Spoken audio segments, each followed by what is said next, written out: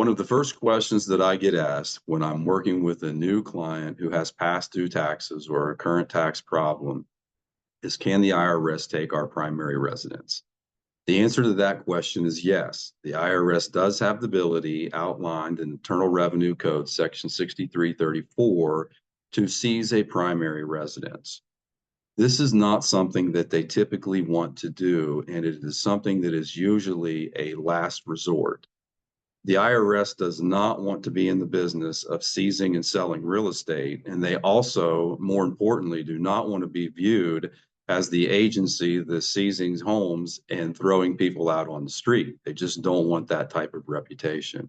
So in most cases, it's not a concern. However, we do see an area in the future where the IRS may pay a little bit more interest to this. We have a growing number of retired taxpayers who are on relatively modest retirement incomes. Therefore, the collection potential is relatively small for the IRS if that individual was to have past due taxes.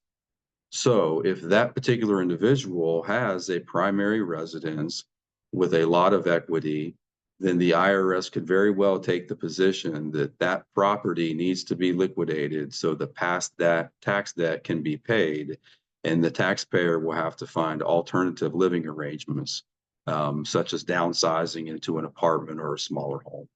So does the IRS have the ability to take a primary residence? Yes, they do. It's usually the last resort. It's not something that's of concern to most of the cases that we work, but it is an area that we think that they'll pay more attention to in the future.